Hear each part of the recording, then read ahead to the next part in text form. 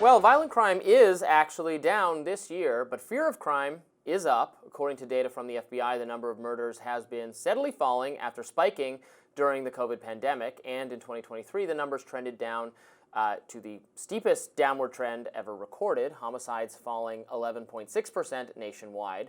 Fast forward to today, the downward trend in crime seems to be continuing. Data from Real-Time Crime Index reveals a nearly 16% decline in murders from 2023. Now, experts have acknowledged that, of course, the 2024 data won't be complete till next year, but they are confident that crime will keep going down. According to the Real-Time Crime Index, car theft also declined, falling nearly 20% this year. The number of aggravated assaults and rapes declined as well. But concern over crime remains high, even as the figures fall. A Gallup poll from October showed that more than half of all Americans say crime is an extreme or very serious problem.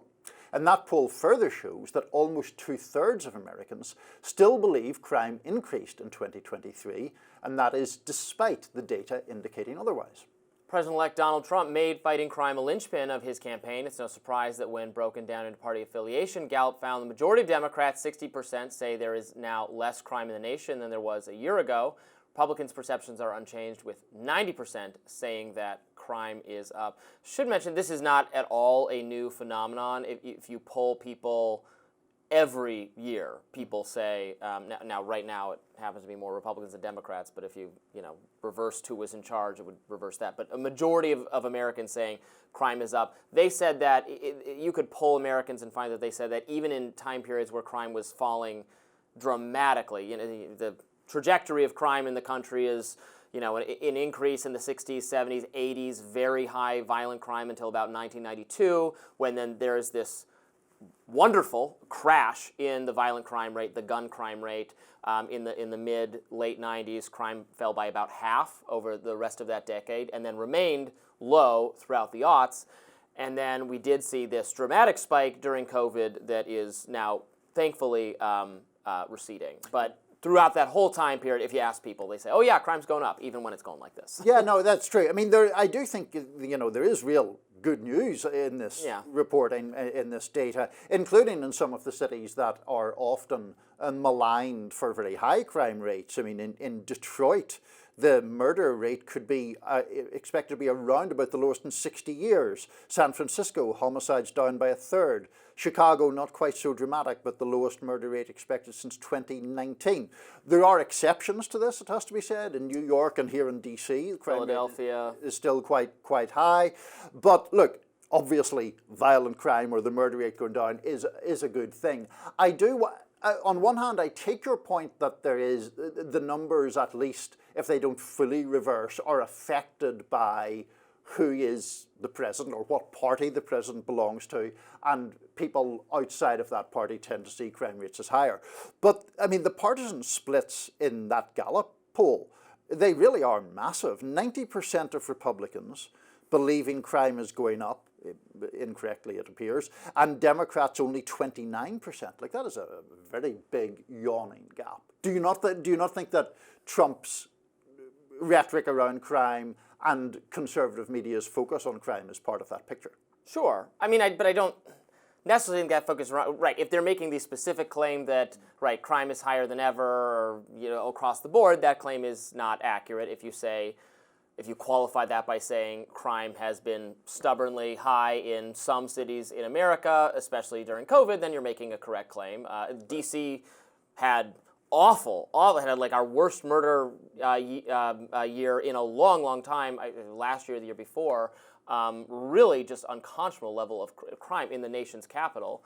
And people, I understand why people don't feel safe when it's your facts don't care about your feelings. You can feel unsafe, but have things be better than ever, and your perception be wrong. But when people see, yesterday I left my offices of Reason Magazine in DuPont Circle, and I got on my little scooter to head home, and DuPont Circle was entirely closed off by crime tape because somebody stabbed someone in the middle of the circle in broad daylight.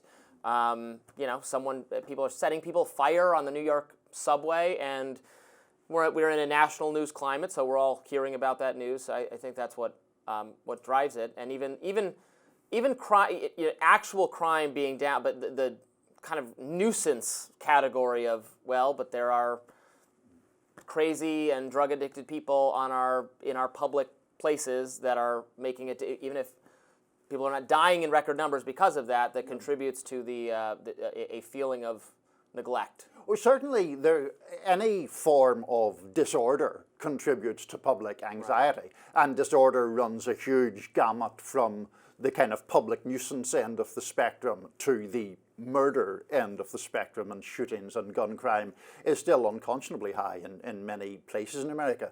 I just do wonder whether there is not even so much an ideological bias as a sort of sensationalist bias among large swathes of the media, that crime being up always draws a lot of attention, and crime being down draws less attention, typically. It's just the case. And then that therefore skews public perceptions to some degree. It's interesting, in the Gallup polling, people were asked, do you think that crime in America is worse? And then were asked, do you believe crime in your area or neighborhood is worse?